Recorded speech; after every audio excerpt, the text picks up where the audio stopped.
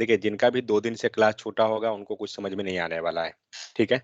तो चाहे तो आप ड्रॉप कर सकते हैं, क्योंकि आपको कुछ पाला नहीं पड़ेगा। ओके, तो हम लोग क्या-क्या चीज़ देखे थे? हम लोग ने एसिंक्रोनस जावास्क्रिप्ट देख रहा था कि जावास्क्रिप्ट वर्क कैसे कर रही है, कौन सा लाइन पहले एग्जीक्यूट हो रहा है, कौन सा लाइन बाद में, उसके बाद कौन सा कोड जो है जावास्क्रिप्ट इंजन एग्जीक्यूट करती है, कौन सा कोड जो है ब्राउज़र के पास जाएगी, कोड एग्जीक्यूशन प्रोसेस में स्टेप क्या फॉलो होता है।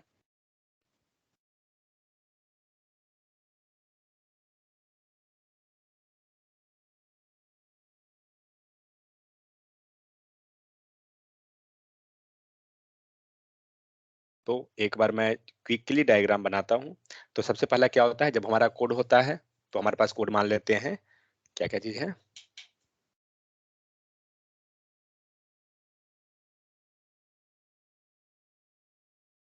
एक हमारे पास कंसोल डॉट लॉग है, दूसरा हमारे पास सेट टाइम आउट है, तीसरा फिर से हम ले लेते हैं कोई फंक्शन है, ठीक है?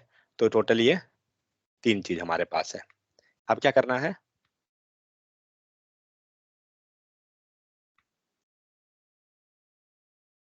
तो सबसे पहला काम क्या होता है कि हमारा ग्लोबल एग्जीक्यूशन कॉन्टेक्स्ट क्रिएट होता है, जो जीईसी, ठीक है? Global execution context. उसके बाद कोड चेक होगा कि वेदर वो क्या है, नॉर्मल कोड है या फिर एसिंक्रोनस कोड है। अगर ये एसिंक्रोनस कोड रहा तो कहाँ जाएगा?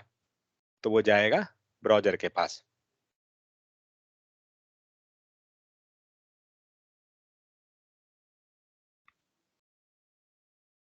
तो अगर नॉर्मल कोड रहा, नॉर्मल कोड किसके पास जाता है? जावास्क्रिप्ट इंजन के पास। तो जावास्क्रिप्ट इंजन में जाके कंसोल डॉट लॉग जो है हमारा एग्जीक्यूट हो जाएगा एंड सेम टाइम क्या होगा? स्टैक। स्टैक में क्या होगा कि हमारा जो भी ग्लोबल एग्जीक्यूशन कॉन्टेक्स्ट बना है प्लस कोड जो एग्जीक्यूशन होता है वो सब के सब स्टैक के अंदर हमारा इन्फॉर्मेशन जाएगा। तो इस टाइप से स्टैक बन गया। तो कंसोल डॉट लॉग ये क्या करेगा? कंसोल डॉट लॉग किसके पास जाएगा एग्जीक्यूशन के लिए? जावास्क्रिप्ट इंजन के पास, ठीक है?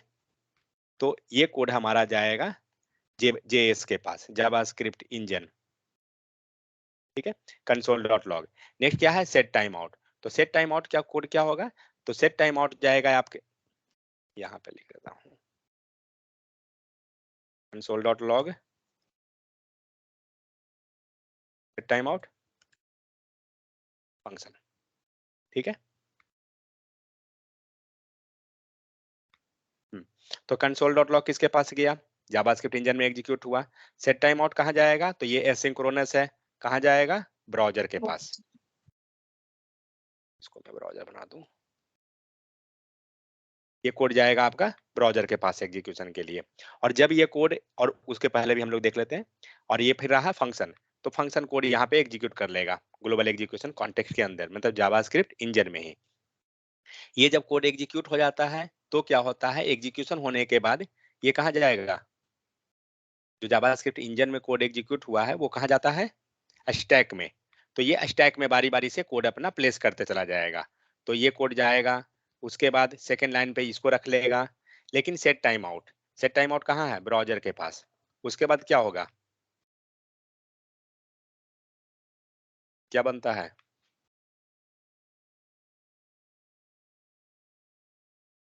2 चीज़, क्या-क्या है? एक है call back. Call back Q,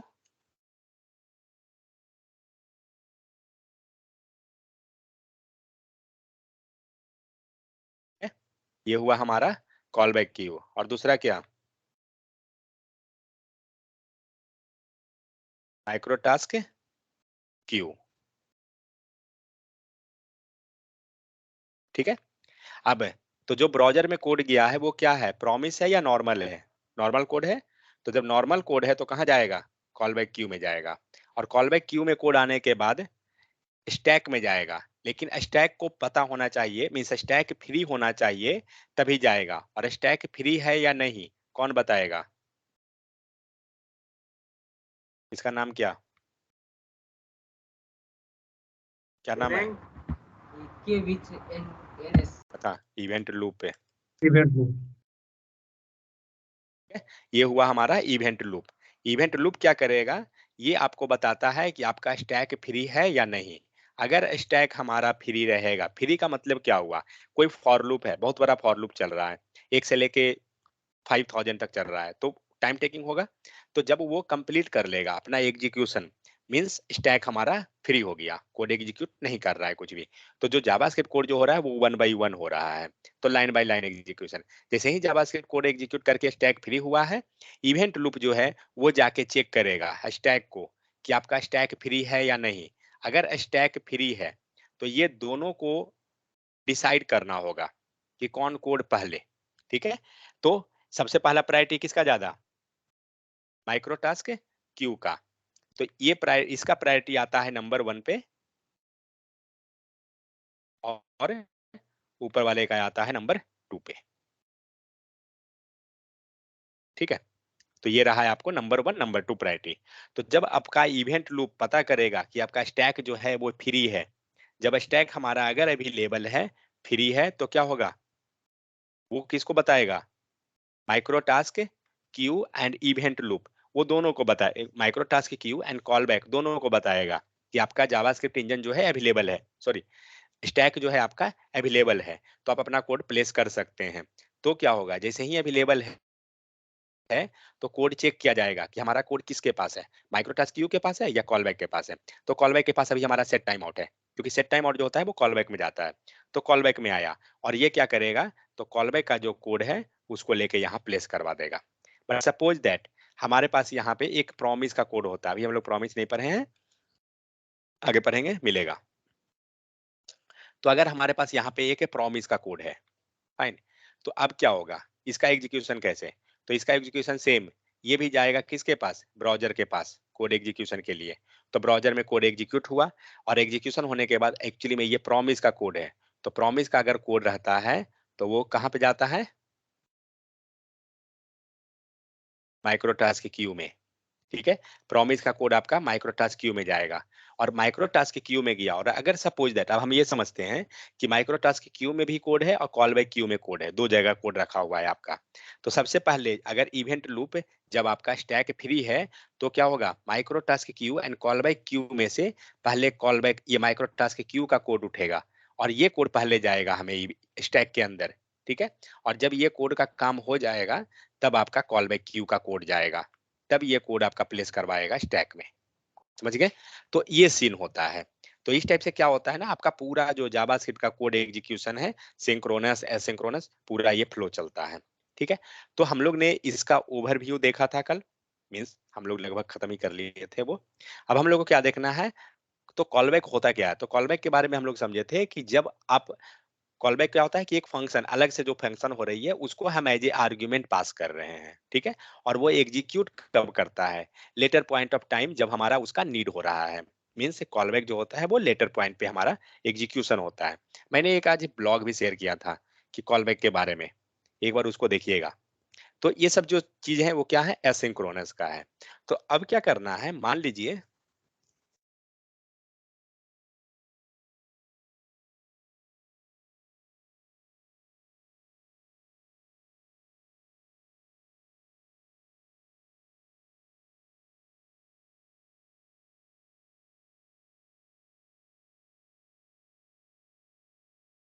हम्म,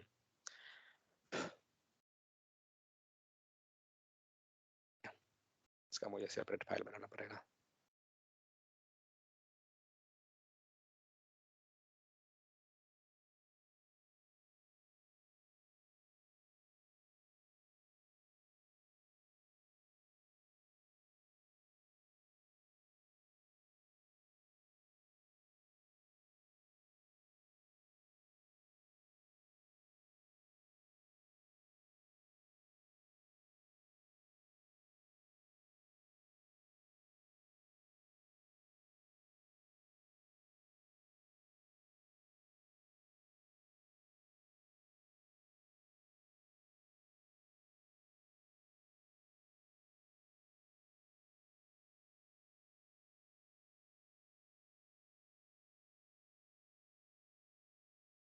देखिए, हमें करना क्या है ना, यहाँ पे आपको क्या है, हेलो वर्ल्ड सब लिखा हुआ है। कोड देखते हैं एक बार कि कोड में क्या हो रहा है। तो कोड में देखा जाए तो जस्ट हम लोग ने H1 ले लिया, ठीक है। हमें क्या करना है कि बारी बारी से इसका कलर को चेंज करवाना है, मीन्स कुछ देर के बाद। ठीक है। हम लोग एक कॉलबैक का कोड देख रहे हैं कि उससे प्रॉब्लम क्या होता है जब हमारे पास मल्टीपल कॉलबैक बनता है। नॉर्मल एक दो कॉलबैक है तब तो हम मैनेज कर लेंगे, बट अगर बहुत ज्यादा मात्रा में है तो वो प्रॉब्लम कर देगा। तो केस वन क्या है, तो change the hello world two heading 1 2 3, मतलब टेक्स्ट जो है ना उसका वो हमें चेंज कराना है। जो हमारा बाय डिफॉल्ट अभी जो टेक्स्ट है वो आपका, ठीक है। तो अब क्या कर रहे हैं, जावास्क्रिप्ट को ले आइए।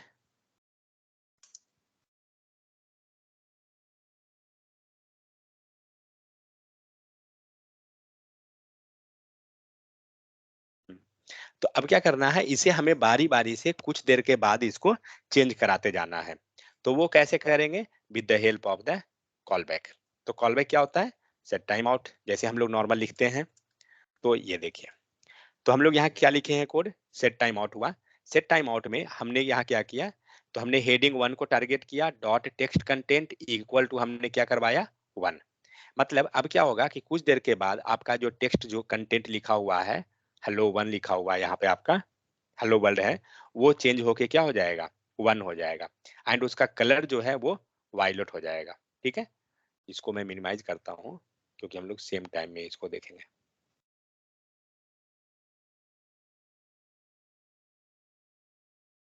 ठीक है, सेव करते हैं, देखते हैं क्या होता है। चेंज हो गया। ये कितना देर के बाद हुआ, 1000 मिली सेकेंड के बाद। ये काम क्या करना है ना, सेम काम हमें सारे के लिए करना है। मतलब ये जितना भी हम लोग कंटेंट हम लोग किए क्या है टोटल, एक बार मैं बता रहा हूँ। तो हम लोग को यहाँ पे H1 H2 H3 ये लिखा हुआ है कंटेंट, और सभी का क्लास एक लगा हुआ है, क्लास आईडी जो भी लीजिए। तो यहाँ पे हम लोग क्या कर रहे हैं, उस क्लास के एलिमेंट को टारगेट कर रहे हैं। So dot heading 1 dot heading 2 वगैरह करके हम टारगेट कर लिए। और उसके बाद क्या कर रहे हैं, तो सेट टाइम आउट हो गया। सेट टाइम आउट में क्या कर रहे हैं, हम लोग उस कंटेंट को यहाँ पे टेक्स्ट को चेंज करवा दिए हैं। ठीक है। और यहाँ पे हमने कलर को चेंज करवाया। मीन्स अगर देखा जाए तो जस्ट बेसिक जो हम लोग सेट टाइम आउट के अंदर नॉर्मली क्या करते हैं, कंसोल लिखते हैं, कंसोल को करते हैं। कंसोल ना करके हम लोग क्या कर रहे हैं, सेव कीजिए, आ गया। कुछ देर के बाद यही चीज हम लोग क्या कर रहे हैं, हम लोग यूआई को ही चेंज करवा रहे हैं। तो ये चेंज आपको ये कर दिया। ठीक है। अब सेकेंड रिक्वायरमेंट क्या है, कि हम लोग एक कंटेंट को चेंज किए हैं, सेम इसी टाइप से सारा को हमें चेंज करवाना है। जब आप सारा को अगर चेंज करवाना है, केस यहाँ पे change heading 1 after 1 second, then heading 2 after 2 second, 3 second, so on. मतलब पहला जो टेक्स्ट है आपका 1 सेकेंड पे होना चाहिए, दूसरा 2 सेकेंड, तीसरा 3 4 5 6 ऐसे करके बढ़ते जाना चाहिए। ठीक है। तो हम लोग क्या कर रहे हैं, हर एक एलिमेंट को टारगेट किए। टारगेट करने के बाद पहला हमने सेट टाइम आउट लगाया जो हमारा 1000 हो गया। सेकंड सेट टाइम आउट लगा जो 2000 हो गया।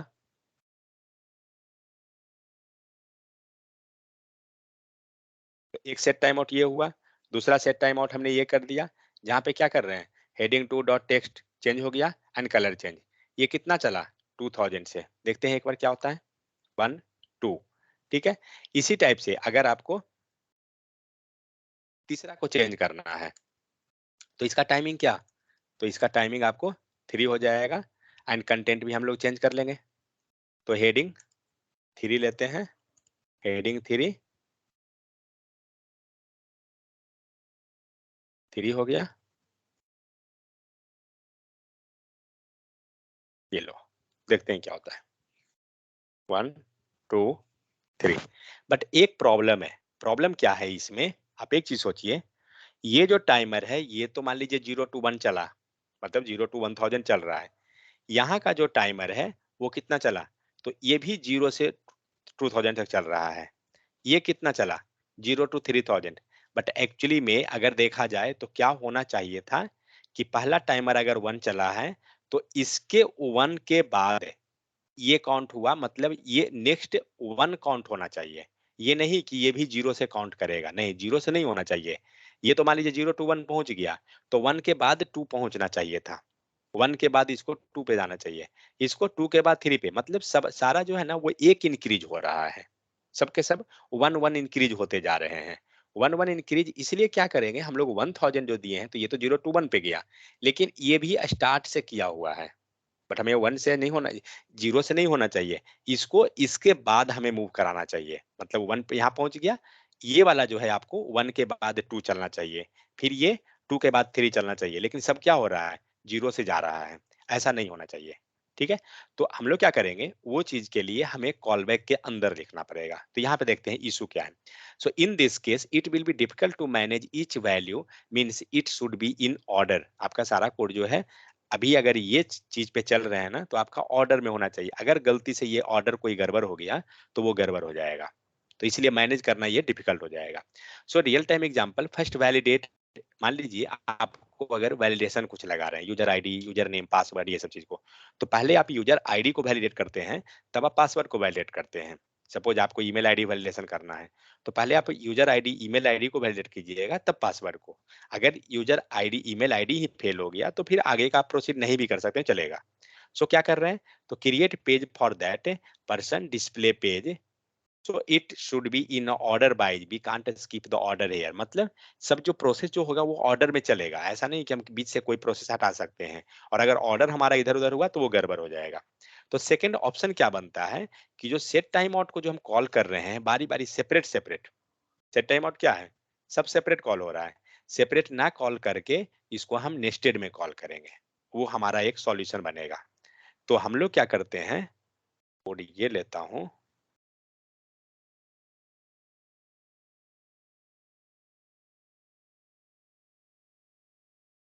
ये रहा है आपका नेस्टेड का कोड, कल जो हम लोग डिस्कस किए थे,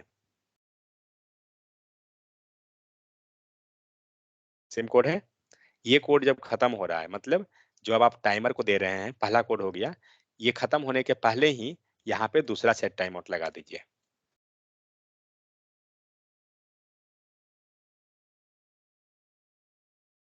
ठीक है, ये आपका हो गया दूसरा सेट टाइम आउट, और यहाँ पे टाइमर भी हम लोग जो देंगे ना, वो 1000 ही रखेंगे, ना कि ज्यादा।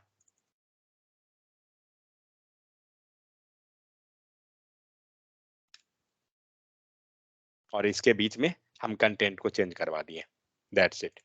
और टाइमिंग आप देखिए तो ये भी 1000 है, ये भी 1000 है, इसका मतलब क्या हुआ, पीछे वाला का 1000 जैसे ही कंप्लीट हुआ, नेक्स्ट वाला ऑटोमेटिक 1000 आगे बढ़ गया, मतलब वो 0 से नहीं चला है। अब इसका हम लोग कोड सेव करते हैं और जल्दी से जाते हैं इस पे, आ गया। तो इस टाइप से क्या करेंगे ना, आप एक बार फिर से सेव कीजिए, सोचिए, बनाया 2 आया, इस टाइप से सारा को हम लोग क्या करेंगे ना, कोड को मॉडिफाई कर देंगे, दैट्स इट। तो इसका मैं क्या करता हूँ, सो इस कोड को मैं यहाँ से कॉपी कर लेता हूँ, वरना वो सारा लिखना पड़ेगा मुझे, इसलिए कहीं पे और है क्या,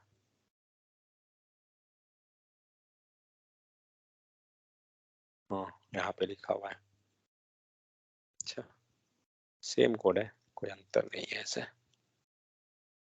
कोड को आप सारा एलिमेंट के लिए लिखना है, तो हम लोग इसको हटा के पूरा लिख देते हैं एक जगह, एक अंतर है, वेट, बंद कीजिए। अगर अब आपको, तो ये इसमें क्या करना है ना, कि हम बारी बारी से सारा के लिए लिखते चले जाएंगे, हर एक एलिमेंट के लिए ये हमारा हो जाएगा। बट अगर सपोज दैट कुछ रिक्वायरमेंट आया, क्या, कि पहला जो चेंज होना चाहिए वो 2 सेकंड के बाद है, तीसरा जो है 1 सेकंड के बाद, चौथा 2 सेकंड, पांचवा 1 सेकंड, मतलब कुछ अलग अलग लेवल का। हम लोग क्या कर रहे हैं, कोड सेम है जो हम लोग ऊपर कॉल बैक में लिखे हैं, बट हम लोग टाइमिंग को जस्ट चेंज कर रहे हैं। पहला 2 सेकंड के बाद, ये कितना पे, 2 1 3, नेक्स्ट तीसरे तीसरे सेकंड पे, नेक्स्ट 3 to 5 सेकंड पे, ये 5 to 7 सेकंड, ये 7 and 1 8 सेकंड, मतलब सारा जो है ना नेस्टेड हो गया। अब क्या करेगा, तो फर्स्ट पहले कॉल होगा, सेकंड थर्ड फोर्थ, इस टाइप से सीक्वेंस में चलता जाएगा। देखते हैं सॉल्यूशन को क्या होता है।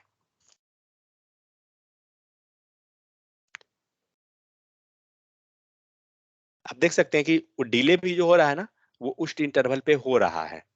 अगर पहला देखा जाए तो पहला 2 सेकंड है, तो देखिएगा पहला थोड़ा देर से आएगा, आया, अब ये जल्दी आएगा, कितना था उसका, 2 है क्या, 1 है। अब ये सब थोड़ा जिस टाइप से जिसके पास टाइमर है उस टाइप से वो क्या करेगा, वो फॉलो करते चला जाएगा। तो इस टाइप से क्या हुआ, आप नेस्टेड इसको कॉल कर लेते हैं, ठीक है।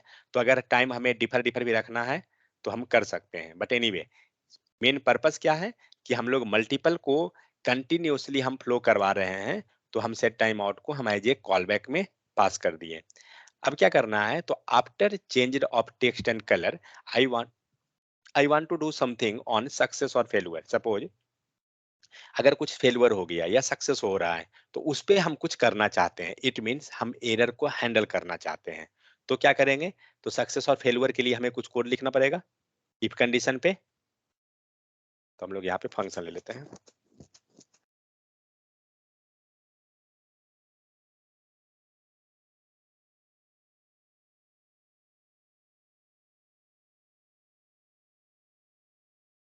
हम्म, तो यहाँ पे क्या किए, यहाँ चेंज टेक्स्ट हम लोग ने फंक्शन को कॉल किए।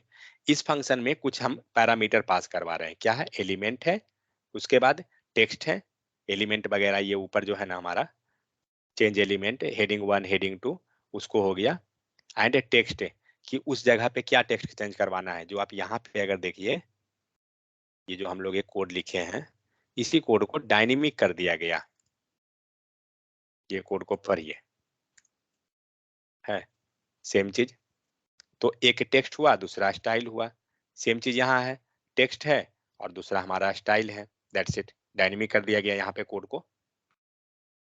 और हम लोग नीचे से जहाँ फंक्शन कॉल करेंगे वहां, यहाँ पे हमने एक कंडीशन लगा दिया कि अगर सक्सेस होता है तब क्या होगा, एंड अगर फेलुअर हुआ तब क्या हुआ।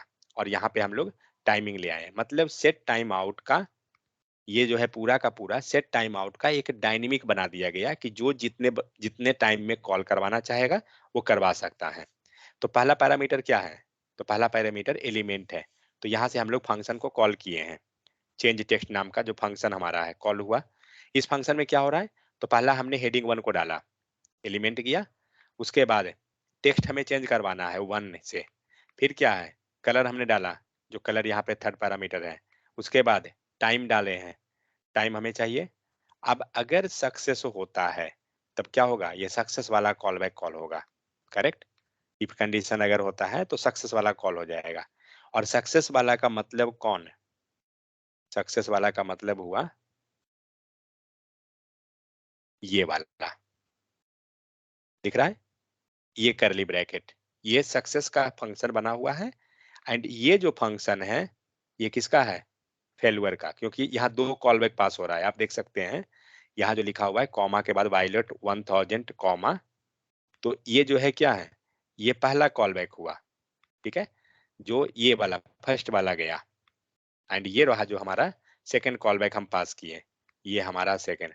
और सेम यही स्ट्रक्चर इसके बीच में बहुत सारा के लिए डाला हुआ है, ओपन कीजिए, ये सेम स्ट्रक्चर देखिए, तो सब डाला हुआ है, ठीक है।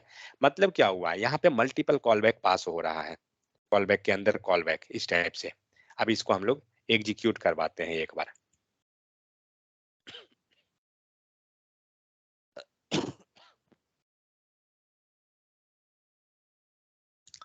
अब देखते हैं क्या होता है।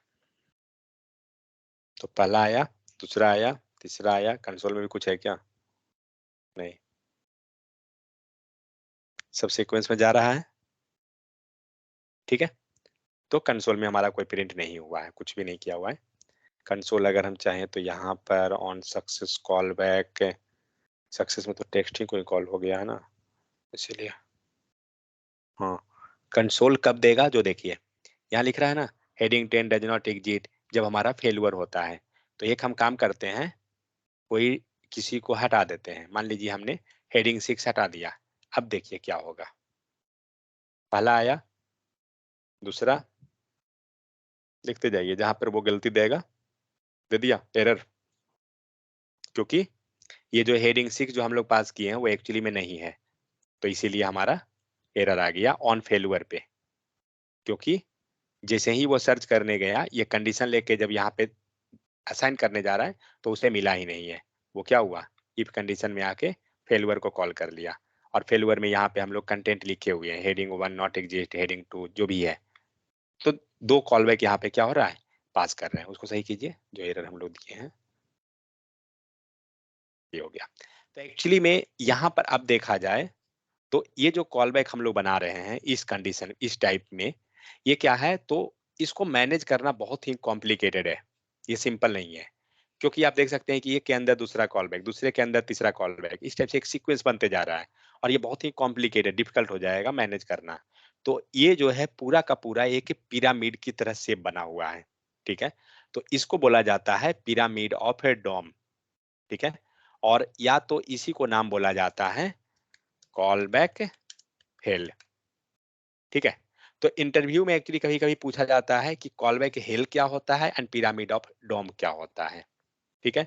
तो आप ये बोल सकते हैं कि जब हम मल्टीपल कॉलबैक को पास करते हैं कॉलबैक के अंदर, मींस नेस्टेड कॉलबैक, जब हम नेस्टेड कॉलबैक लिखते हैं तो उस कॉलबैक को मैनेज करना बहुत ही कॉम्प्लिकेटेड होता है और वही जो है हमारा एज ए रिजल्ट क्या होता है, पिरामिड ऑफ डॉम बनता है एंड कॉलबैक हेल क्रिएट होता है। इसलिए कॉलबैक को हम कब यूज करेंगे, जब हमारा नॉर्मल कोड है, मींस ज्यादा नहीं लेवल पर है, मींस जस्ट नॉर्मल है, लाइक मान लीजिए जस्ट 4 to 5 हमारे पास अगर है, वैसे केस में हम जा सकते हैं। बट अगर बहुत ज्यादा मात्रा में है तब हमें कॉलबैक के हेल्प से जाना सही नहीं होगा, क्योंकि आप उसको मैनेज करना बहुत ही कॉम्प्लिकेटेड हो जाएगा। तो इसका सॉल्यूशन क्या है, अगर कभी हमें इसका ऐसा नीड अगर है तो फिर इसका अल्टरनेट क्या हो सकता है, कोई आइडिया किन्हीं को?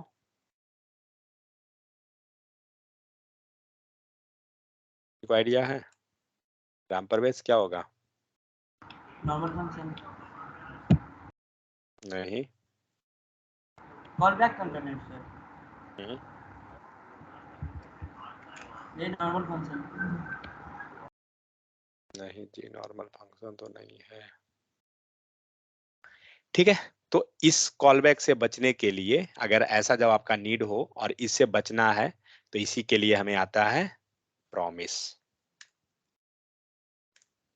तो प्रॉमिस का जरूरत क्यों पड़ा, ये मेन चीज है। नहीं तो देखिए, अगर आप ये चीज ध्यान नहीं देके अगर जाइएगा कि किसका नीड क्यों पड़ रहा है तो आगे समझ में नहीं आने वाला है। तो हम लोग जो कॉलबैक क्रिएट किए, कॉलबैक क्या किया कि जब आपका नेस्टेड जब कॉलबैक हो रहा है तो नेस्टेड के केस में क्या बनाया, कॉलबैक हेल क्रिएट किया and pyramid of doom create हो रहा है। पी वाई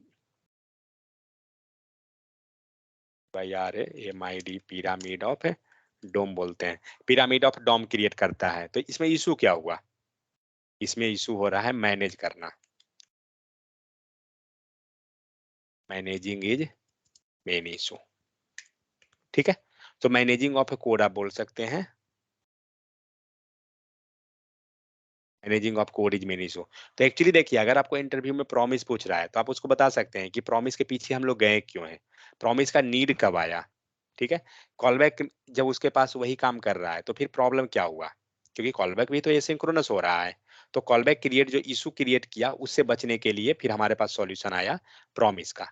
तो हम लोग इसीलिए प्रॉमिस के हेल्प से क्या करते हैं, हम लोग मैनेज कर लेते हैं नेक्स्ट नेस्टेड का कंडीशन को,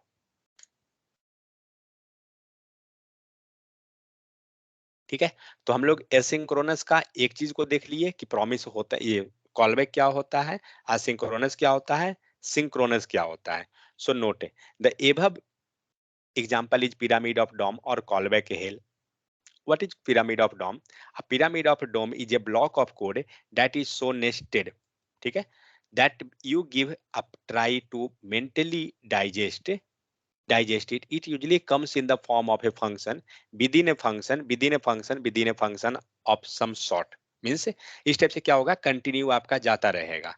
We do not do a single task, we don't do a single task in our code, we tend to make multiple call to our backend or API and each of them depend on the previous call।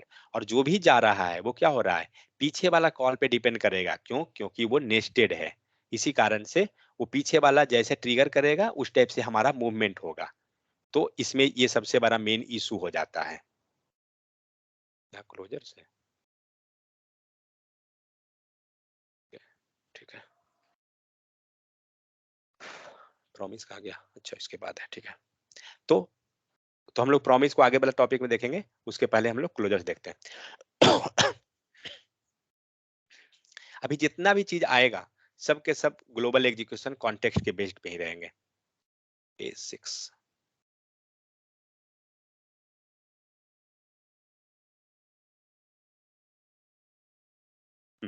तो closures होता क्या है? तो closures का मतलब होता है कि जैसे ही हम लोग कोई फंक्शन क्रिएट किए हैं,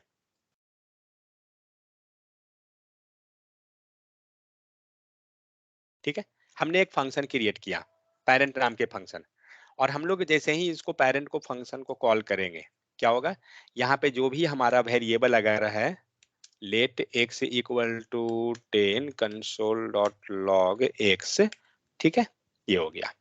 अब हम लोग जैसे ही कॉल करेंगे, ये फंक्शन आपका एग्जीक्यूट हो जाएगा, आउटपुट मिल जाएगा।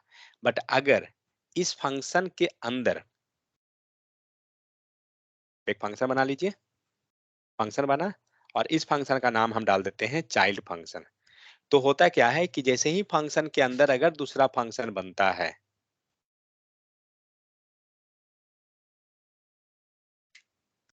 ठीक है, फंक्शन के अंदर जैसे ही दूसरा फंक्शन बनेगा, वो क्या करेगा, आपका क्लोजर्स क्रिएट हो जाएगा। ध्यान रखिएगा, सिंपल डेफिनेशन है, कोई बहुत ही हाई फाई जाने का जरूरत नहीं है। अगर हमने जैसे ही फंक्शन क्रिएट किया, एक आउटर फंक्शन दूसरा इनर फंक्शन, तो जैसे ही हमारा दो फंक्शन होता है, वैसे ही क्या होगा, आपका क्लोजर्स क्रिएट हो जाएगा। ठीक है, क्लोजर्स का मतलब क्या होता है, जब हम फंक्शन को कॉल करेंगे, कौन सा फंक्शन, इनर फंक्शन को, इस फंक्शन को जब आप इनर फंक्शन को कॉल करते हैं, तो क्या होगा कि जनरली हम क्या होता है कि फंक्शन का एग्जीक्यूशन कैसे होता है ग्लोबल एग्जीक्यूशन कॉन्टेक्स्ट में, हम लोग डिस्कस किए थे ना कि जब हम फंक्शन को एग्जीक्यूट अगर कर रहे हैं,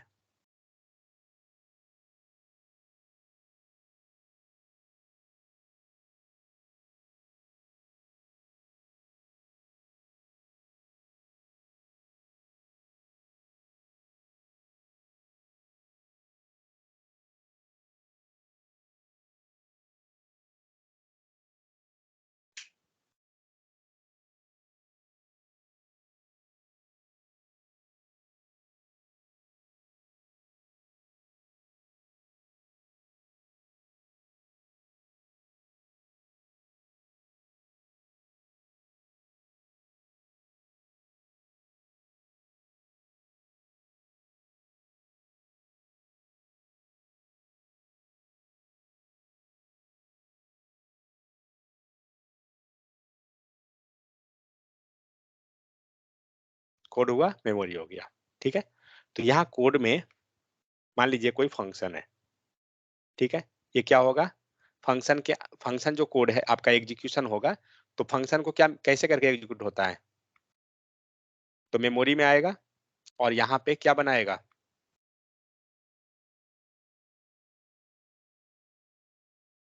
क्या चीज बनेगा ये, किन्हीं को नहीं पता है।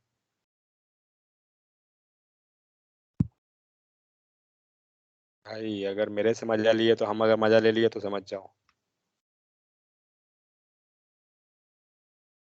जी सी बताने के बाद भी अगर ये हाल है कि साइलेंट, तो फिर तो गड़बड़ी मामला है। ये क्या बनाएगा, फंक्शन एग्जीक्यूशन कॉन्टेक्स्ट, बाहर जो बनता है वो ग्लोबल एग्जीक्यूशन कॉन्टेक्स्ट, अंदर जो बनता है फंक्शन एग्जीक्यूशन कॉन्टेक्स्ट। तो हमारे पास एक फंक्शन है, ठीक है, फंक्शन में मान लेते हैं कि कोई वेरिएबल होगा, चलिए काम करते हैं, एक वेरिएबल ले लेता हूं मैं, पे लिख देता हूं।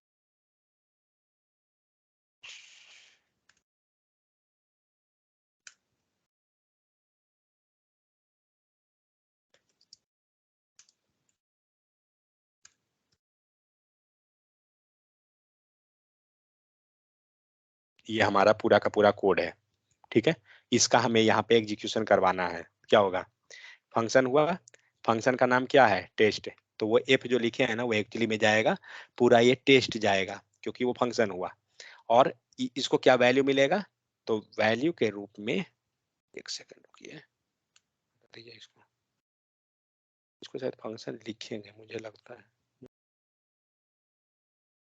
इसको हटा सकते हैं, चलेगा।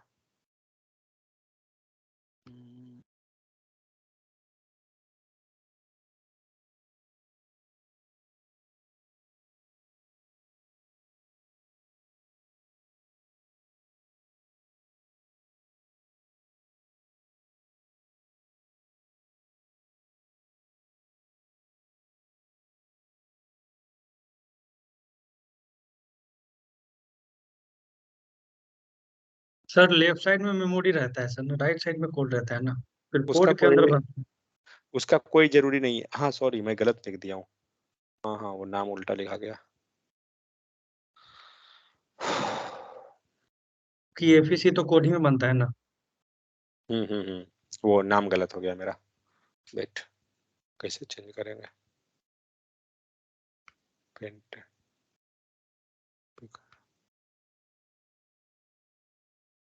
सर इरेजर वहाँ पे है ना टोल में। अरे वो ब्लैक दे दे रहा है वो वाला।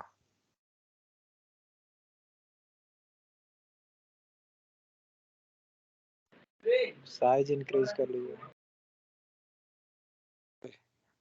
विंडो 11 है, साइज के बदले सिस्टम ही इंक्रीज कर दे रहा है। इस इरेजर का सर कैसे इंक्रीज करेंगे उसको? प्लस करके ना? नहीं, वहीं से होता है सर, वो जहाँ पे गए थे ना साइज पे। लास्ट है, पता नहीं एक बटन था शिफ्ट प्लस से शायद, क्या?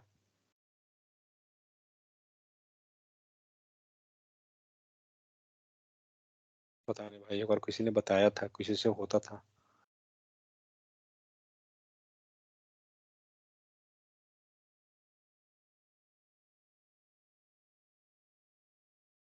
हाँ।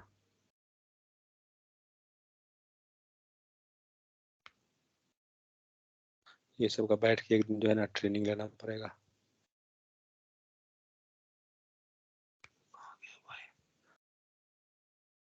अरे यार,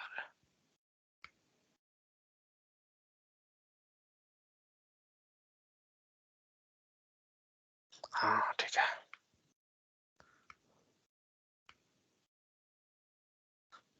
ये क्या था? मेमोरी ना?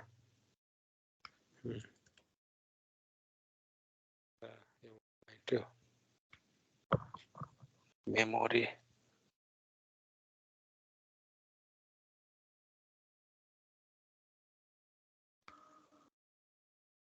कोड। ओके चलिए, अब क्या होगा? तो यहाँ पे हो गया फंक्शन एग्जीक्यूशन कॉन्टेक्स्ट के अंदर आएगा। अब यहाँ चेक किया जाएगा कि क्या कोई वेरिएबल है, फंक्शन है, क्या है। तो क्या मिला? एक्स मिल रहा है। तो ये क्या है? ये फिर से मेमोरी बनेगा।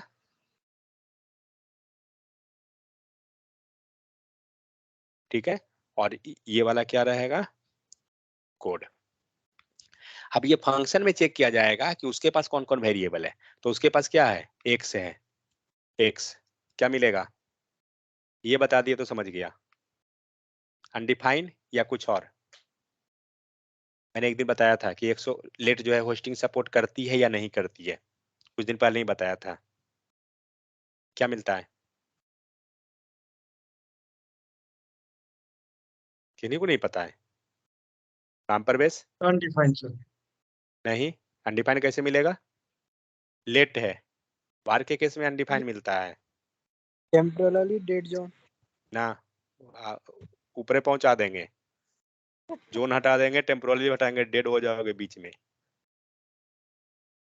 क्या मिलेगा? लेट होस्टिंग सपोर्ट करती है या नहीं करती है? नहीं कर दिया सर। कुछ दिन बताए थे ना कि करती है। क्या मिलता है इसको वैल्यू? एक्स को अनइनिशियलाइज्ड होस्टिंग सपोर्ट कर मीन्स उसे जो वैल्यू मिल रहा है वो अनइनिशियलाइज्ड स्टेट में होती है। ठीक है, इस कारण से जो हमें एरर मिलता है ना वो अलग चीज है। तो इंटरनली क्या होती है, वो अनइनिशियलाइज्ड होता है। और इसको जब वैल्यू मिलेगी तो कोड जोन में आके तो क्या मिलेगा? एक्स को इक्वल टू 10। और ये जो वैल्यू मिलने का जो प्रोसेस हुआ, अनइनिशियलाइज्ड से इनिशियलाइजेशन हुआ ना, जो 10 हो रहा है वो तो इनिशियलाइज हुआ। इसको हम ब्रैकेट में डालते हैं इनिशियलाइज।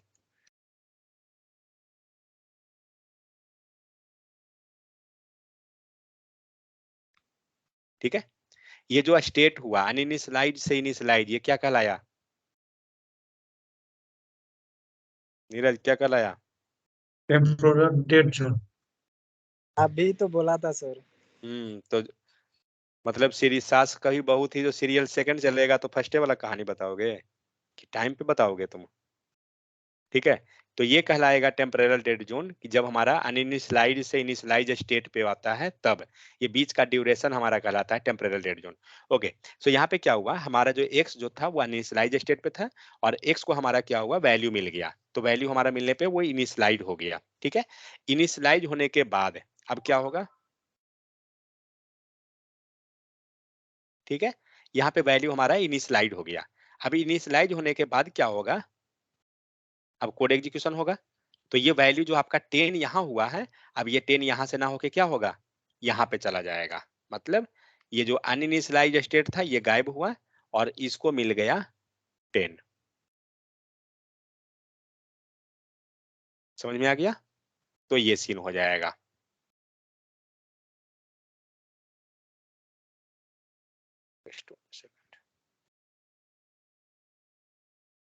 एक सेकंड,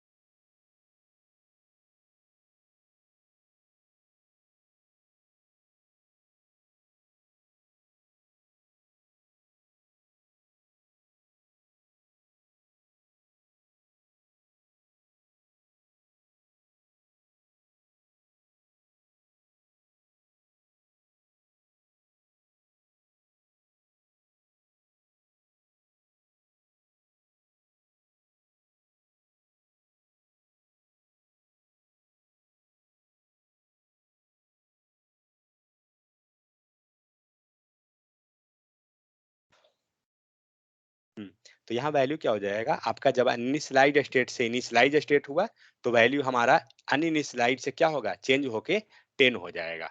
तो जो यहाँ पे वैल्यू हमारा जो अनइनिशियलाइज था वो हमारा वैल्यू चेंज हो गया। इट मीन्स ये जो हम लोग लिए हैं ये हमारा खत्म हो जाएगा। इरेजर कहाँ है,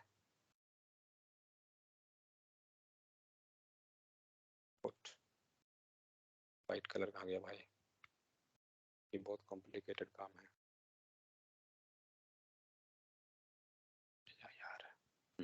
तो ये हो गया। अब सेकंड स्टेप, सेकंड में क्या है, कंसोल डॉट लॉग, वो आपका प्रिंट कर देगा। तो इस टाइप से होता क्या है, और हाँ, तो यहाँ पे सपोज दैट अगर हमारा एक रिटर्न रहता इस फंक्शन में, सपोज यहाँ पे आपका जो है ना इस फंक्शन में लिखा हुआ है रिटर्न एक्स, तो अब क्या होगा, तो जब रिटर्न एक्स आप कीजिएगा तो ये फंक्शन क्या करेगा, रिटर्न करेगा।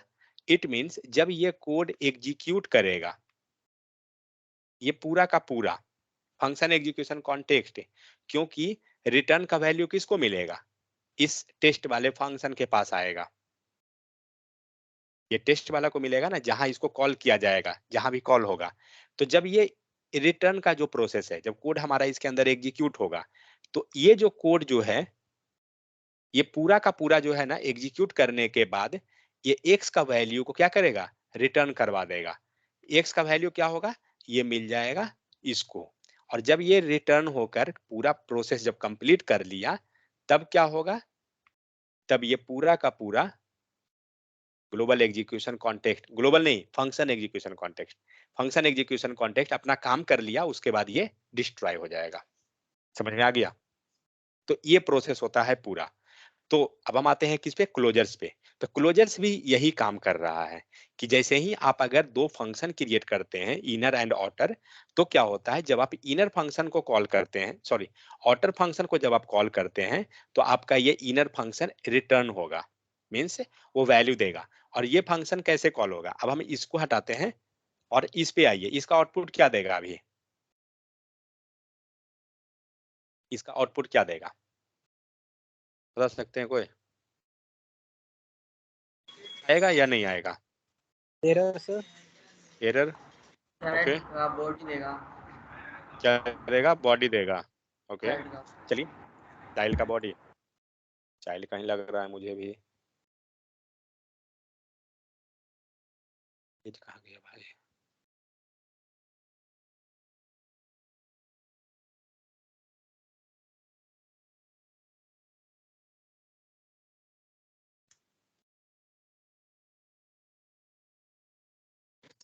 सर रिटर्न थोड़ी क्या किया हुआ? कुछ भी देगा।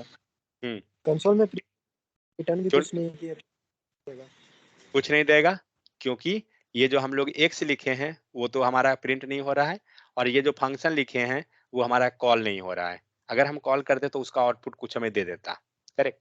हम लोग एक काम करते हैं, यहाँ पे एक कंसोल लिखते हैं एंड इसको हम लोग सॉरी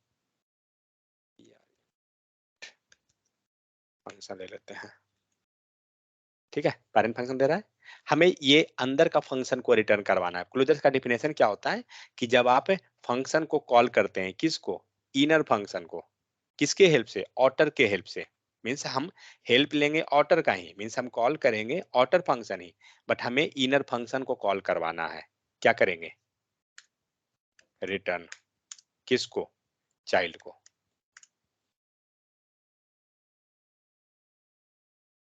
ने क्या किया? जब आप पेरेंट फंक्शन को कॉल कीजिएगा, अब क्या देगा? अब बताइए। 12 अरे देगा सच में? कोड को पढ़िए, कुछ नहीं देगा, कुछ नहीं देगा सर। कोड को पढ़िए पहले। अभी पेरेंट के पास एक और लगाना होगा वो parenthesis। मैं बोल रहा हूँ कोड को पढ़िए, कुछ देगा।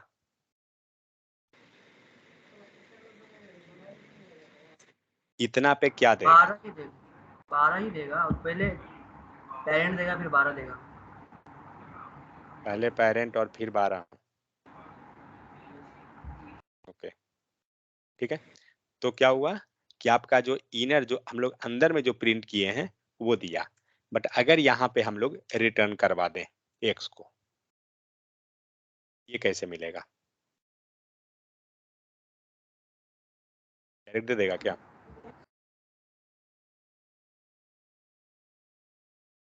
जब कॉल किए नहीं, ना उसको कंसोल में डालना पड़ेगा। तो इसको हमें कंसोल में लाना पड़ेगा, तो हम लोग इसको रेस्पॉन्स ले लेते हैं and console dot log RES। ठीक है, अब देखते हैं क्या देता है। तो 12 आ गया।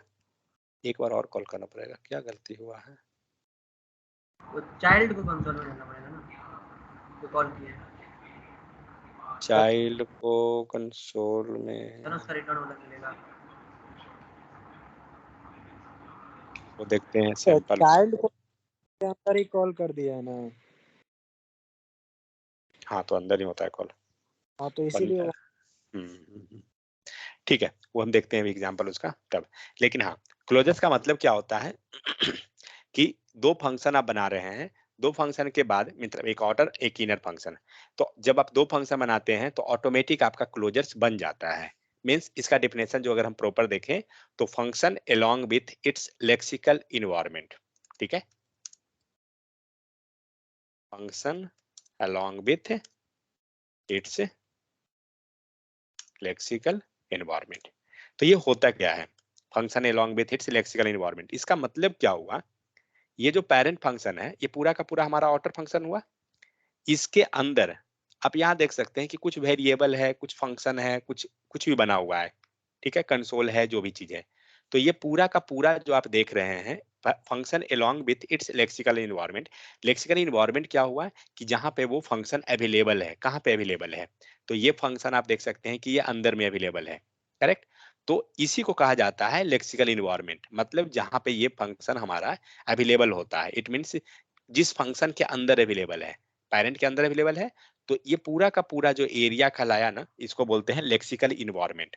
ठीक है, तो function along with its lexical environment मतलब फंक्शन तो रहेगा ही रहेगा, प्लस उसका अपना फंक्शन प्लस इसका इन्वायरमेंट। इसका इन्वायरमेंट कौन? ये पूरा। तो इसमें जितना भी चीज रहेगा अवेलेबल, वेरिएबल हो, मेथड हो, कुछ भी अवेलेबल है, वो जब हम फंक्शन को कॉल करते हैं पूरा का पूरा वो क्या करेगा? फंक्शन जब बाहर आएगा तो ये पूरा उसका लेक्सिकल इन्वायरमेंट को लेके रिटर्न कर देगा आपको।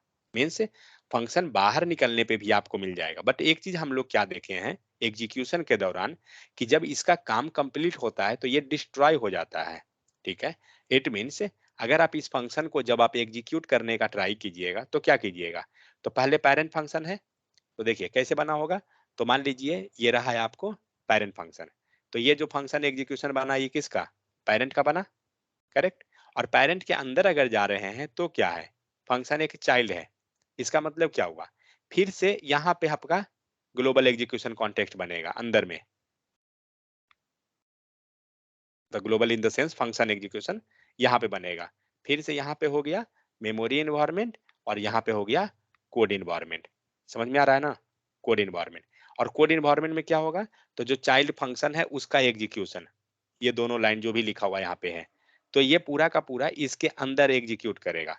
मतलब जब ये फंक्शन डिस्ट्रॉय हुआ, ये फंक्शन, और जब ये रिटर्न करेगा तो रिटर्न इसको किया और इसने रिटर्न इसको करवा दिया, तो इस टाइप से पूरा प्रोसेस चलता है।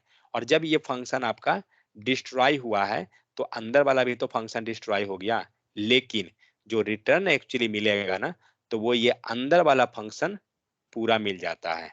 एंड प्लस इसका लेक्सिकल इन्वायरमेंट जो वेरिएबल है वो सब के सब यहाँ मिल जाते हैं, क्योंकि जब ये क्या हुआ था, ये रिटर्न में आपका आया हुआ है, तो ये रिटर्न के कारण ये पूरा जब आप इसको रिटर्न किए हैं, जब आप इसको रिटर्न किए हैं किसके पास, इस वेरिएबल के पास कीजिएगा। और ये वेरिएबल क्या किया, ये पूरा फंक्शन जब रिटर्न हो रहा है इसको, तो ये क्या हुआ, यहाँ से वैल्यू को लेके हमें रिटर्न करवा देता है। इसी कारण ये जो अंदर का जो फंक्शन है ना, वो यहाँ पे अवेलेबल पहले था और यहाँ से यहाँ अवेलेबल हो जाता है। मतलब इसी कारण अंदर वाला जो है हमें मिल जाता है, और वो अकेले नहीं मिलता है, वो फंक्शन के साथ मिलता है। इट मीन्स जो आपका बाहर का जो फंक्शन है वो डिस्ट्रॉय भी हो जाने के बावजूद भी इंटरनल फंक्शन जो होता है हमारा एग्जिस्टेंस रहता है, हमें अवेलेबल होती है। क्लोजर्स का मेन जो बेनिफिट है वो एक्चुअली में यही है कि जब आपका दो फंक्शन होता है, इनर एंड आउटर, तो आउटर फंक्शन डिस्ट्रॉय हो जाने के बावजूद भी आपको इनर फंक्शन का प्रॉपर्टी जो होता है, मेथड वेरिएबल जो भी है, हमें मिल जाएगा। चलिए यहाँ पे देखते हैं एग्जांपल, समझ में आ जाएगा। सो क्लोजर किसको बोलते हैं, function along with its lexical scope in known as the closures. आप ये लाइन याद रख सकते हैं, एनफ है।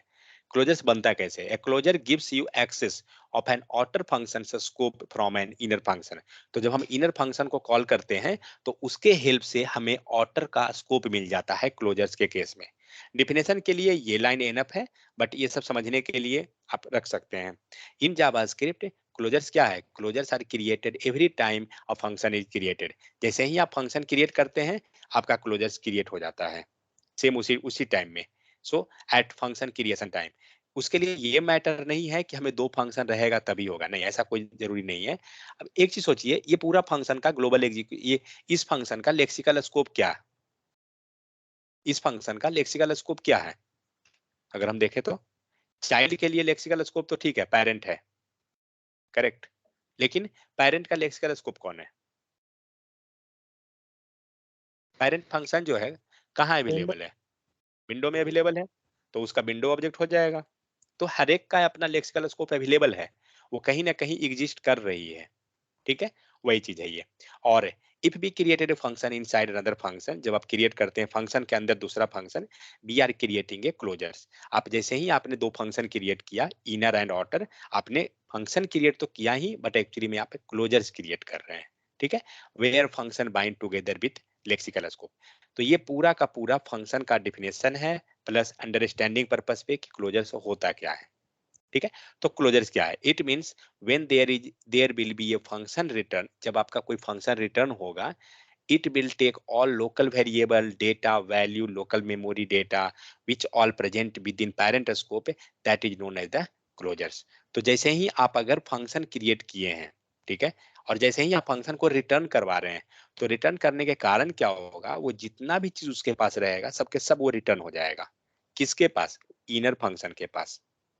इसीलिए यहाँ पे हम लोग जब रिटर्न चाइल्ड कर रहे हैं ना, तो चाइल्ड के पास जो भी अवेलेबल है, एक्चुअली एक चीज सोचिए, आपको कंसोल में 12 प्रिंट हो रहा है, बट एक्चुअली इसके पास तो 12 है ही नहीं, 12 इसके पास नहीं है ना, क्योंकि एक्स जो वेरिएबल है वो तो पेरेंट के पास है, बट इसको मिल जा रहा है, क्यों, क्योंकि लेक्सिकल स्कोप के कारण, क्योंकि वो वैल्यू कहाँ से लाया, ग्लोबल से ले आया, अपने पेरेंट से ले आया, समझे। तो इस टाइप से क्या होता है कि वैल्यू हमारा अवेलेबल हो जाता है। So it means when inner function will return it will return with its lexical environment. Lexical environment means where inner function is available. जहाँ पे आपका inner function available है उसी को हम lexical scope कह रहे हैं, environment कह रहे हैं. और parent scope is known as the lexical environment. मतलब ये जो parent का जो scope है पूरा का पूरा इसी को हम lexical scope कह रहे हैं या environment, और ये आपका रहा lexical scope के अंदर है.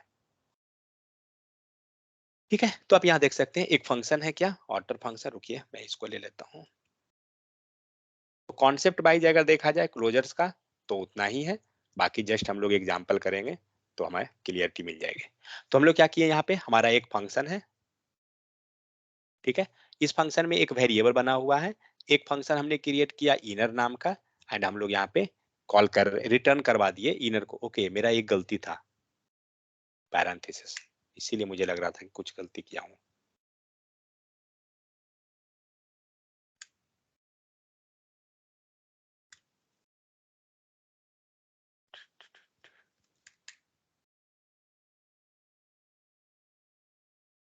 तो अब इसका क्या आएगा, तो अभी हम लोग क्या क्या किए हैं जो देखिए.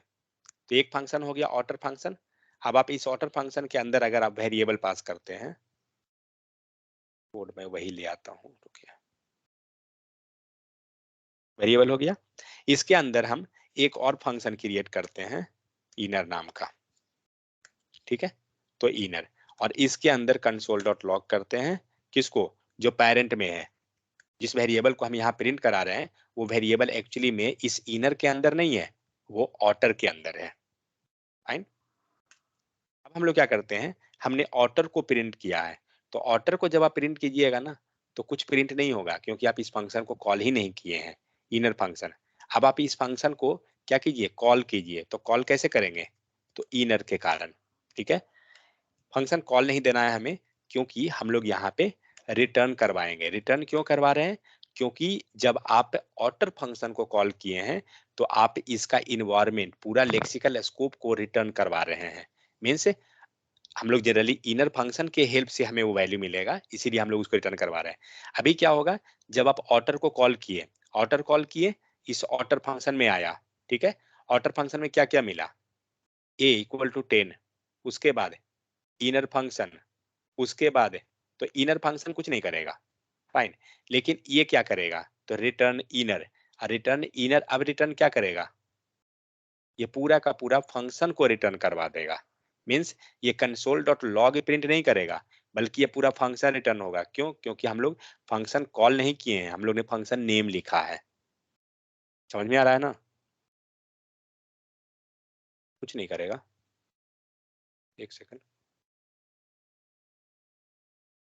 इनर को हमने कॉल किया, इनर के अंदर आपका कंसोल डॉट लॉग हुआ, एक बार और करेंगे तब देगा. तो अब क्या करेंगे, तो ये फंक्शन आपको नहीं दे रहा है क्योंकि इसके अंदर वो पहुंचा नहीं है. अब हम एक बार और इसको कॉल करते हैं. ठीक है, तो एक बार और कॉल करने का दो तरीका है.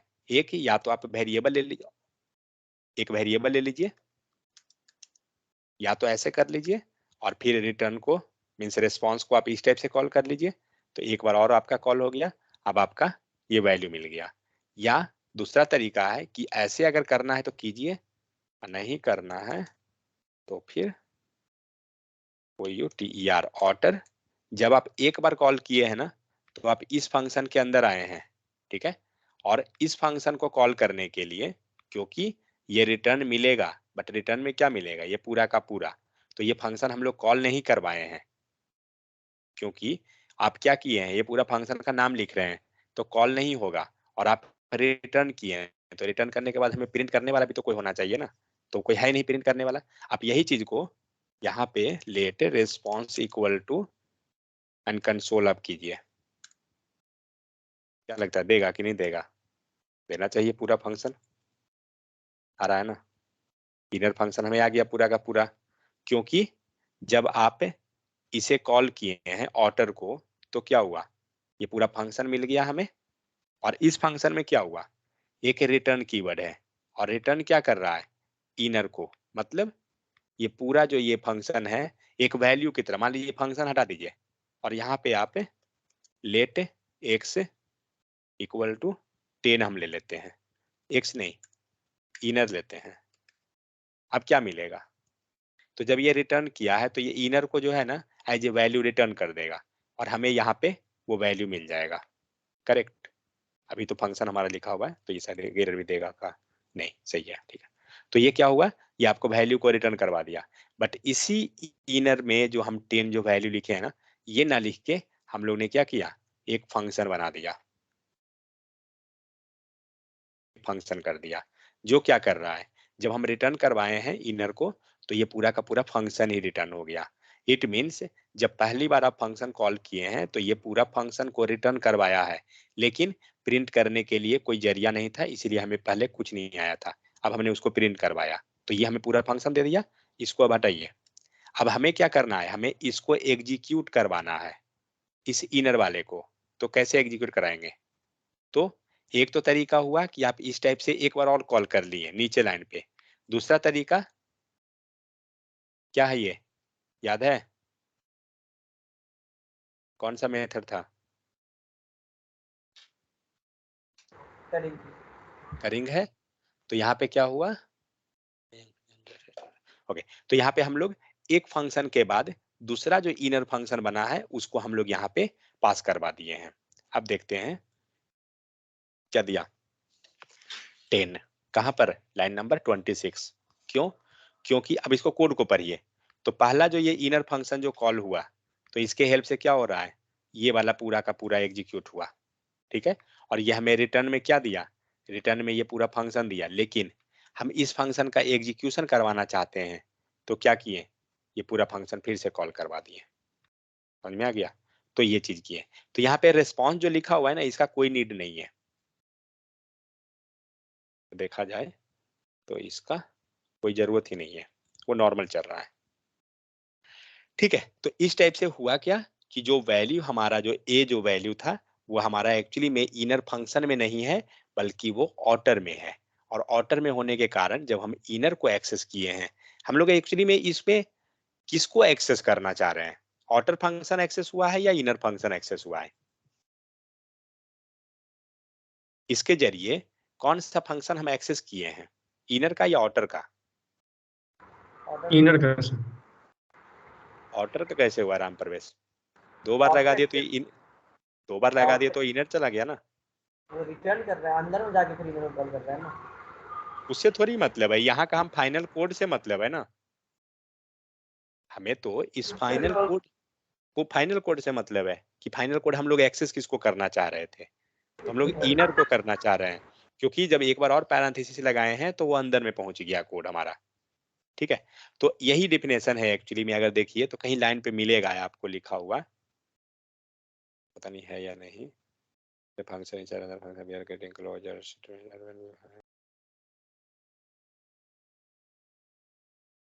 हाँ, it means when inner function will return, it will return the lexical scope।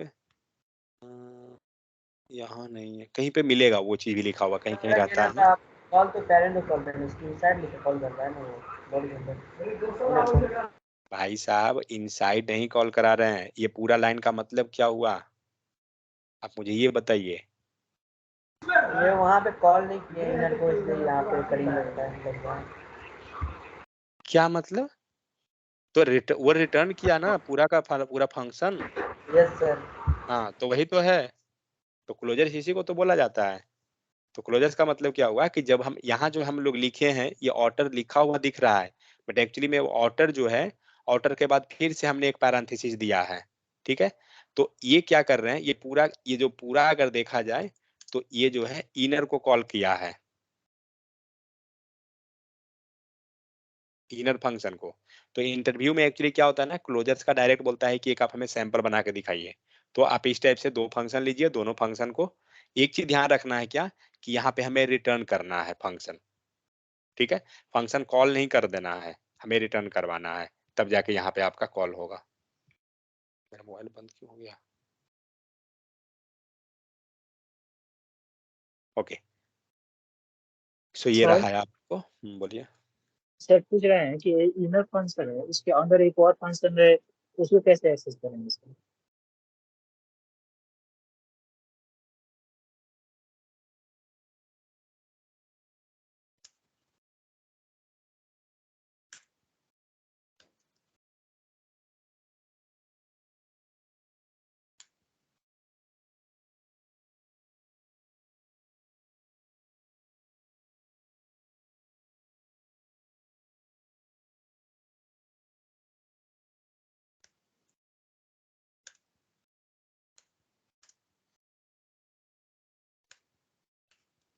ठीक है, हो गया। तो अब क्या है, यहाँ पे आपका आउटर फंक्शन रहा पहले, उसके बाद हम लोग इनर में गए, इनर के पास तो जब हमने इस फंक्शन को कॉल किया, ऑटर को कॉल किया, तो ऑटर ने क्या किया, इनर को रिटर्न करवा दिया, करेक्ट। और फिर हम इनर को रिटर्न करवाने के चक्कर में क्या हुआ, हम लोग इनर के अंदर चले गए, इनर के अंदर गए तो हमें एक और इनर टू नाम का फंक्शन मिला। तो जब ये इनर इनर जब कॉल हुआ था, तो इनर जब कॉल करके जब वैल्यू को दे रहा है तो उसको क्या मिल गया, इनर टू मिल गया। इनर टू जो मिला है इसके कारण वो क्या पहुंच गया, अंदर वाले के पास पहुंच गया। अभी ये कैसे कॉल होगा बताइए, करीब से मकसूद बताइए कैसे कॉल होगा। सर एक और पैरेंथेसिस हो जाए क्या, यहाँ आउटर को कॉल किया है। पता नहीं, शक के दायरे में मत रहिए, होगा कैसे जो सोचिए, क्या लगता है आपको। सर मेरे को एक तो सर क्वेश्चन, वो ऐसा ही होना चाहिए रुक जा सर। नीरज, अभी क्वेश्चन हट रखो। मकसूद आपको पता है करिंग फंक्शन क्या होता है। सर वो फंक्शन के अंदर और जो फंक्शन को कॉल किया होता है चैनिंग रूप से। चेन सिस्टम से, तो यहाँ पे वही हो रहा है ना, एक फंक्शन ये हुआ, फिर उसके अंदर दूसरा फंक्शन, फिर उसके अंदर तीसरा फंक्शन, यही बन रहा है ना। और कॉल कौन कर रहा है, तो रिटर्न कीवर्ड सारा का सारा को बार बार रिटर्न करवा रहा है। तो यहाँ पे क्या करेंगे, एक हम लोग और पास कर देंगे, दैट्स इट, चेन क्रिएट हो गया। आया इनर टू 10 जो हम लोग प्रिंट किए हैं। Okay sir. तो जितना भी रहेगा हम यहाँ पे चेन क्रिएट करते चले जाएंगे, हमें वो मिलता चला जाएगा। जिनको भी अगर करिंग नहीं पता है, मैं करिंग का एक एग्जांपल यहाँ लिख दे रहा हूँ पहले, तब इसको करेंगे। हाँ नीरज क्या क्वेश्चन था बोलिए। सर फंक्शन के आउटर फंक्शन के अंदर एक इनर फंक्शन है, बट आउटर फंक्शन के अंदर हम 2 3 4 फंक्शन को रखेंगे तब उस क्या कंडीशन में कैसे कॉल होगा। क्या चीज आउटर के बाहर, आउटर के आउटर फंक्शन के अंदर हम 3 4 फंक्शन को रखते हैं, इनर के अंदर नहीं रखना है, आउटर फंक्शन के अंदर 3 4 फंक्शन को रखते हैं। आप कुछ भी रखिए, तो मेन तो मैटर करेगा रिटर्न करना ना। नहीं नहीं, जैसे आउटर फंक्शन में हम 3 4 तो फंक्शन को रिटर्न करते हैं। हाँ हाँ, ऐसे तो उस कंडीशन में कैसे कॉल होगा, फिर सेम उसको आपको होगा। नहीं नहीं, तो अंदर में भी तो फंक्शन का नाम रहेगा ना, अंदर में फंक्शन का तो नाम रहेगा ही रहेगा। तो अंदर में फिर तो और एक सेकंड पॉइंट नंबर 1, रिटर्न के बाद दूसरा रिटर्न लिखाएगा। ओ एक रिटर्न कीवर्ड के बाद कोई दूसरा कोड एग्जीक्यूट नहीं ना होगा, नहीं होगा सर। समझ गए। तो जब आपने यहाँ पे कोई एक फंक्शन लिखा और उसको रिटर्न करवा दिया, सपोज मैं इसी को कॉपी कर लेता हूँ ऐसा ही, ठीक है, ये हटा देता हूँ, ठीक है। तो ये रिटर्न कीवर्ड के बाद ये वाला कोड एग्जीक्यूट होगा, कोई चांस नहीं है ना, एक रिटर्न के बाद दूसरा तो एग्जीक्यूशन नहीं जाता है, समझे।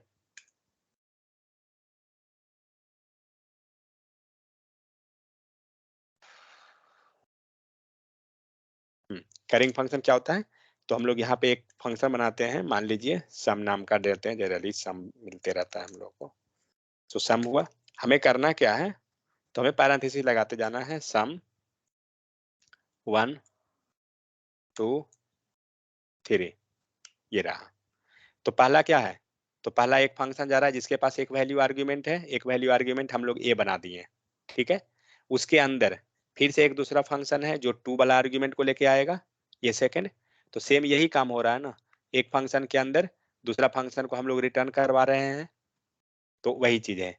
तो यहाँ पे हम लोग क्या करते हैं, डायरेक्ट वो रिटर्न कीवर्ड लिख दिए। क्यों लिख दिए, जो देखिए यहाँ पे अगर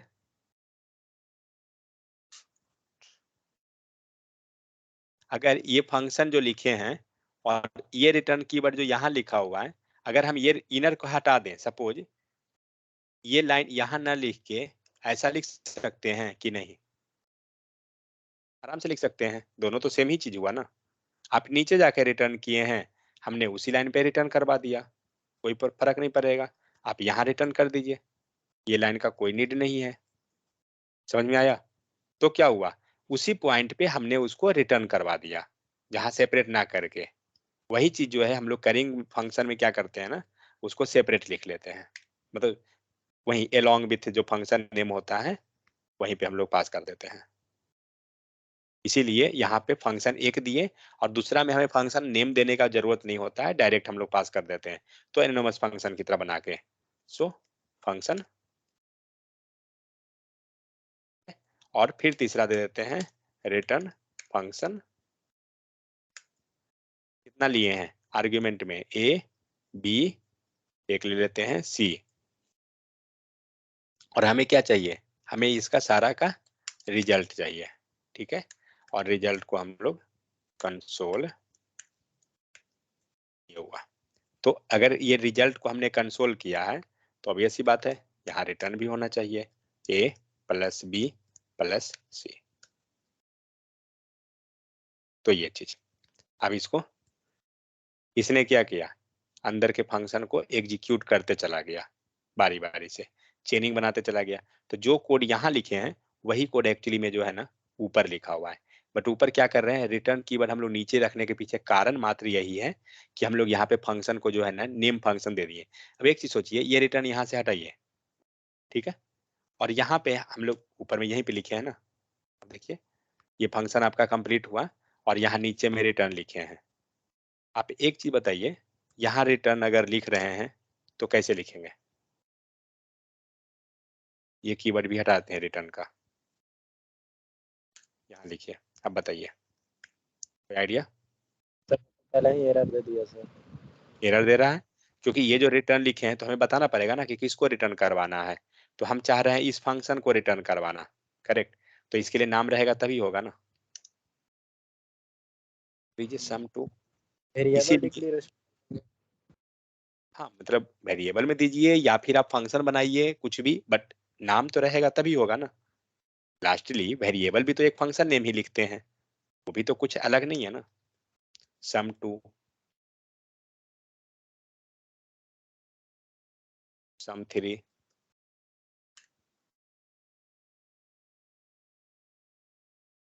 ठीक है, तो ये चीज हुआ। तो इस टाइप से अगर देखा जाए तो हम लोग क्लोजर्स जो बना रहे हैं वो क्लोजर्स एक्चुअली में कुछ है नहीं, सेम जो करिंग जो हम लोग बात करते हैं कि करिंग फंक्शन, वही चीज क्लोजर्स बनता है, पूरा सेम टू कॉपी वही होता है। लिखने का तरीका इसलिए चेंज होता है कि हम लोग शॉर्टकट में लिख देते हैं। यही चीज को हम लोग इस टाइप से लिखे हैं, देखते हैं रिजल्ट सेम आता है या कुछ चेंज हुआ, सेम आया। और इसी चीज को हम लोग शॉर्टकट में कैसे लिखे थे, एक और तरीका पर, जब, हाँ इसमें देखिए डिमेरिट इसमें क्या है, अब मान के चलिए आपके पास यहाँ चेन और बढ़ गया, 4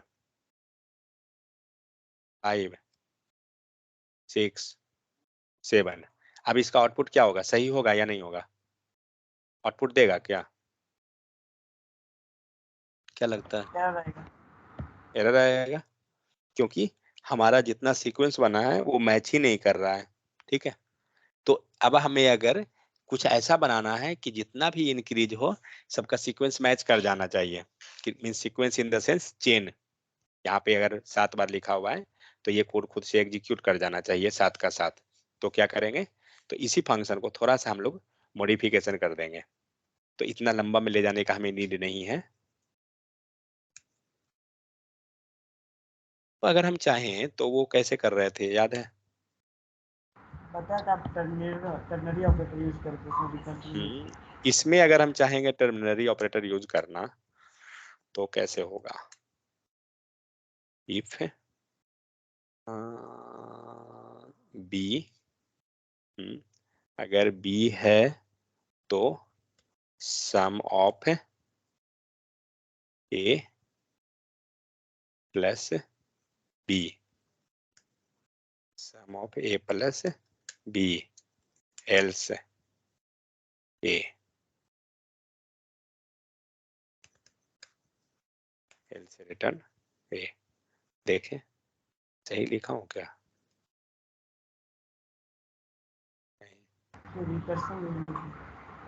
हाँ हाँ यहाँ पे रिकर्जन कर दिया हूँ ना, तो पता नहीं कुछ गड़बड़ है अभी। इसको हम लोग एक बार मॉडिफाई करके देखिएगा उसको नॉर्मल वाला से कि कैसे होगा। ओके, तो उसमें लिख लेते हैं, तो सम इक्वल टू क्या हो जाएगा, ए एरो मार्क्स, फिर देंगे बी, उसके बाद अगर बी है, सॉरी इंट्रोगेटिव, बी है तो sum of a plus b, otherwise b, sorry b नहीं ए, अगर है तो वो होगा, 1 सेकेंड,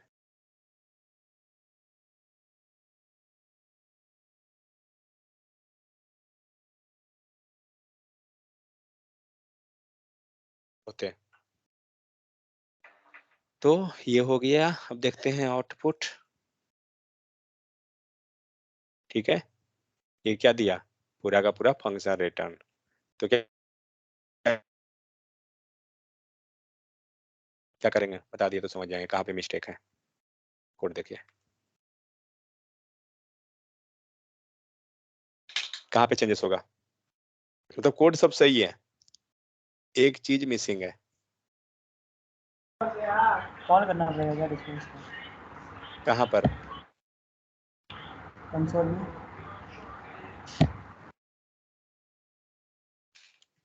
आ गया, ये चीज है। अब इसमें बेनिफिट क्या हुआ, तो यहाँ पे हम बात कर सकते हैं कि चेन ऑफ सिस्टम में आप कितना भी आप रख दीजिए, आपका कोड एग्जीक्यूट करेगा, दे रहा है, ये चीज हुआ। अब यही प्लस नहीं करके हमें मल्टीप्लाई करना है, कर सकते हैं, जा रहा है, बहुत लंबा वैल्यू है, समझे। तो इस टाइप से क्या होता है कि आपको ये काम करता है, मल्टीपल चेन के साथ काम करेगा। तो नॉर्मली आप ऐसे लिख सकते हैं या फिर, बट मेरे हिसाब से क्या है ना, जब भी है तो ये वाला लिखना ज्यादा सुटेबल होगा। तो अगर ये देखा जाए तो पूरा का पूरा क्या है, प्रॉमिस की तरह ही कोड है, और कुछ इसमें नहीं है। ठीक है, तो हम लोग थोड़ा सा प्रॉमिस के बारे में देखे हैं कि क्या होती है। तो जितना हम लोग देखे हैं उतना ही पूरा में है राम कथा, और कुछ नहीं है नया, इसमें कुछ नहीं मिलेगा, बस उसी का लिखने का तरीका अलग अलग सिर्फ एरो फंक्शन वगैरह वगैरह पर है, और कुछ नहीं। ठीक है, तो इसको हम लोग कल देखते हैं। लेकिन हाँ, जो हम लोग कोड एग्जीक्यूट किए हैं, तो अब आपको एग्जीक्यूशन का स्टेप है, तो वो काम क्या कीजिएगा, आप लोग एक बार खुद से इस पे जाइएगा, जो हम लोग ग्लोबल एग्जीक्यूशन कॉन्टेक्स्ट बना रहे थे, तो वो यहाँ पे मिलेगा कि क्लोजर्स में होता क्या है। ठीक है, तो यहाँ पे जैसे दिख रहा है हर एक चीज का इनिशियलाइजेशन किया हुआ, कि क्या हो रहा है, जैसे कॉन्स्ट में अगर वैल्यू है तो क्या होता है, कॉन्स्ट में एंड लेट में दोनों के केस में अनइनिशियलाइज्ड स्टेट में रहेगा, वैल्यू आपका अनइनिशियलाइज्ड रहेगा। ठीक है, ये ध्यान रखना है। तो यहाँ पे जस्ट उसका ग्लोबल एग्जीक्यूशन कॉन्टेक्स्ट कैसे कैसे एग्जीक्यूट हो रहा है, इसको खुद से देखिएगा, मैं इतना करने नहीं जाऊंगा, मैं जस्ट एक ज्यादा कर दूंगा।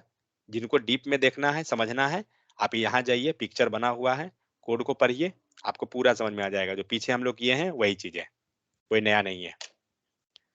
तब आपको क्लोजर्स का कॉन्सेप्ट पूरा समझ में आएगा कि इनर फंक्शन जो है आपको रिटर्न कैसे कर रहा है।